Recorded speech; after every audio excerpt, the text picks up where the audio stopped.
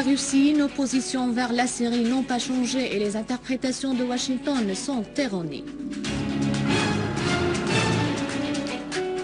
Moscou, la coalition des forces du changement pacifique en Syrie pour le dialogue politique et la fin de la violence.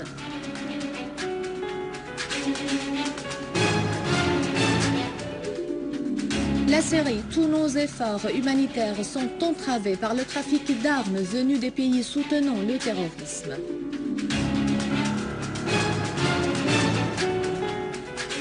Et au Golan syrien occupé, les habitants renouvellent leur engagement envers leur pays à l'occasion du 30e anniversaire de la décision d'annexion.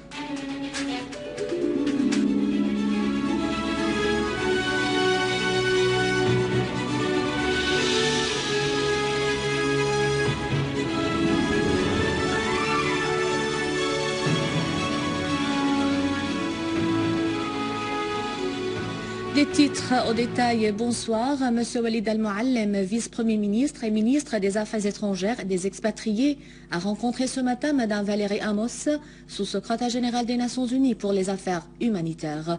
Les deux parties ont exprimé leur satisfaction de parvenir à un accord sur un plan d'aide humanitaire en Syrie qui exprime la coopération positive existante entre la Syrie et les Nations Unies. M. Al-Mouallem a précisé que la Syrie apprécie les efforts déployés par les bureaux des Nations Unies dans les domaines de la restauration et de la reconstruction des infrastructures syriennes détruites par des groupes terroristes. M. Al-Mouallem a également souligné la souffrance des Syriens due aux sanctions imposées par les États-Unis et l'Union européenne sur la Syrie, exigeant l'annulation de ces sanctions. M. Al-Mouallem a en outre souligné la volonté du gouvernement syrien à coordonner avec les Nations Unies pour fournir les aides humanitaires aux Syriens touchés par les agressions des groupes terroristes armés.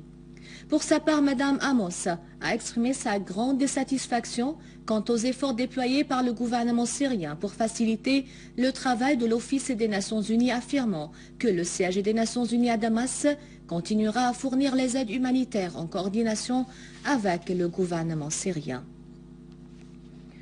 L'Assemblée du peuple a condamné l'attentat terroriste qui a visé mercredi dernier, 12 décembre 2012, le bâtiment du ministère de l'Intérieur faisant nombre de martyrs, parmi eux Abdullah Qayrouz, député d'Alep.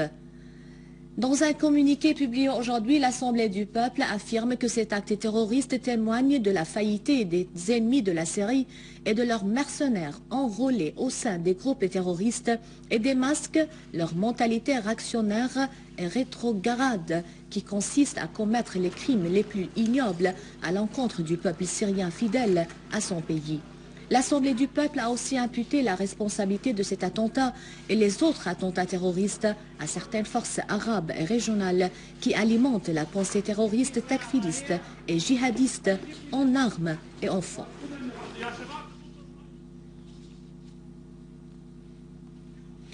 Des unités de l'armée arabe syrienne ont mené plusieurs opérations spéciales contre les terroristes dans le pays. Des caches, des armes et des munitions ont été détruits dans la banlieue de Idlib. Les unités de l'armée arabe syrienne ont détruit 3 véhicules équipés de mitrailleuses lourdes dans les villes de Ma'arblid et Hass. Une autre unité s'est accrochée avec un groupe terroriste armé dans la ville de Ma'arit al-Norman et a neutralisé tous ses membres, comme elle a détruit 3 véhicules équipés de mitrailleuses. Près de Jisr al-Shourour, une importante quantité d'armes a été découverte par l'armée dans le village d'El Yaqoubiya et dans les villages de Saraqib, Khan Soubol et Masarani. Plusieurs groupes terroristes de nationalité étrangère ont été de même neutralisés. À Homs, les gardes-frontières ont déjoué une tentative d'infiltration d'un groupe terroriste à partir des territoires libanais dans la banlieue de Tel Kalach, près de Jisr Qamar. Les terroristes ont subi de lourdes pertes. Le reste du groupe s'est replié vers les territoires libanais.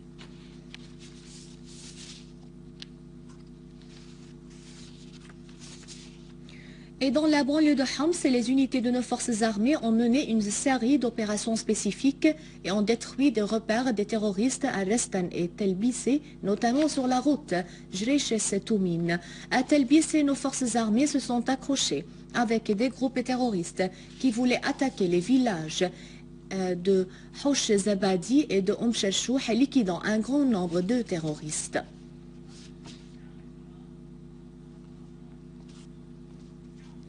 Pays arabes, occidentaux et régionaux impliqués de plus en plus dans le soutien et l'appui des groupes terroristes armés, mercenaires et qui commettent des crimes à l'encontre du peuple syrien. Des médias de par le monde nous font découvrir chaque jour des épisodes de l'implication des groupes terroristes takfiristes. Ces mêmes médias, toutes langues confondues, rapportent des déclarations faites par ceux qui ont pris part à des actes terroristes en Syrie à l'encontre du peuple syrien. Armement, formation militaire, financement et mobilisation en continu des médias lourds occidentaux pour propager la doctrine extrémiste et leurs actes inhumains, des actions et des faits confirmés quotidiennement par leurs auteurs. Dernièrement, un ex-officier de l'aviation espagnol, Luis Monar, avait déclaré qu'il avait pris part non seulement à la formation militaire des terroristes et takfiristes venus de partout. Ce vétéran de l'aviation espagnole n'a révélé qu'une petite partie de sa mission auprès des terroristes, dont la majorité ne dépassait pas l'âge de 15 ans, puisqu'il a ajouté sans aucun scrupule qu'il avait aussi pris part aux différentes actions militaires terroristes à l'intérieur des territoires syriens. Ce genre de déclaration se succède au fil des jours. Le réseau Al-Ordon Al-Arabi a aussi rapporté les déclarations d'un activiste du parti britannique Labour, Omar Ismail, qui a reconnu que l'armement, le financement et l'entraînement des terroristes se fait en plein jour depuis une année avec le consentement des autorités qui ferment les yeux en connivence avec les pétrodollars de Qatar et la logistique militaire et de renseignement en collaboration avec l'OTAN de la Turquie sur ce genre d'actions prohibées par les lois antiterroristes nationales et le droit universel. Nos concitoyens au Golan syrien occupés ont affirmé leur rattachement à leur mère patrie, la Syrie, rejetant la décision israélienne illégale d'annexer le Golan syrien. Lors d'une activité nationale organisée à Beit Sha'b, les participants ont affirmé que le Golan occupé restera une terre syrienne malgré toutes les mesures israéliennes répressives et que les Golanais sont déterminés à se tenir fermes contre l'occupation israélienne jusqu'à la libération du Golan. Alexandre Loukachevitch, porte-parole du ministère russe des Affaires étrangères, a réaffirmé que la position de la Russie envers la Syrie est constante et ne changera point. Dans une conférence de presse tenue à Moscou en signe de réponse aux déclarations de l'administration américaine faites par Victoria Nuland, le porte-parole du ministre des Affaires russe, Loukachevitch, a souligné la disposition de la Russie à déployer tout effort pour résoudre la crise en Syrie. La Russie est toujours restée vigilante dans son soutien à la Syrie face à la campagne médiatique et terroriste qui la cible pour la déstabiliser et amoindrir son rôle régional. Loukachevitch a évoqué les déclarations données par le vice-ministre des Affaires étrangères Mikhail Bogdanov sur la constance de la position de principe de la Russie, laquelle se base sur le communiqué de Genève.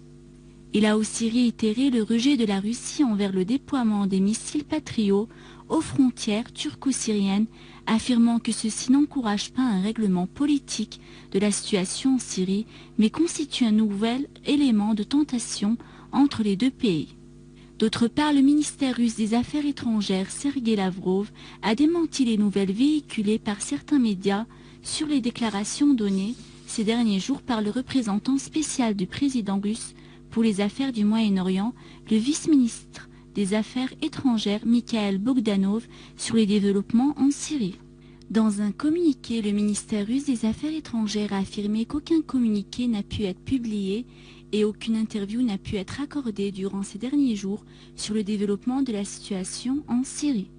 Le communiqué indique que Bogdanov avait réaffirmé la position russe de principe portant sur le fait qu'aucune alternative n'est possible que le règlement politique en Syrie, conformément aux dispositions du communiqué du groupe d'action adopté lors de la réunion ministérielle tenue le 30 juin dernier à Genève. La Russie a affirmé la nécessité de faire cesser la violence en Syrie et d'accélérer le processus politique conformément à la déclaration de Genève. Dans un communiqué publié à ce sujet, le ministère russe des Affaires étrangères a indiqué que les pourparlers de M. Lavrov avec la délégation de la coalition des forces de changement pacifique en Syrie, dirigée par M. Redri Jamil, ont porté sur la nécessité de faire cesser la violence et de passer sans délai au processus politique. Le communiqué affirme que la Russie est prête à contribuer par tous les moyens à l'amorce du dialogue national afin de trouver un règlement à la crise en Syrie. D'après le communiqué, M. Jamil a insisté sur la disposition de la coalition du changement pacifique à participer dans une action commune avec toutes les forces de l'opposition syrienne et à élaborer un dialogue avec les gouvernements syriens pour parvenir à une solution politique de la situation actuelle sur des principes acceptables. Jamil a ajouté que les circonstances actuelles ont mûri pour engager le dialogue national dont les résultats mèneraient à des changements politiques profonds qui conduiront à une Syrie moderne et démocratique. Avant de vous quitter, je vous rappelle que vous pouvez consulter notre site internet syriaonline.sy pour revoir ce journal et pour davantage d'informations. Merci et bon après-midi.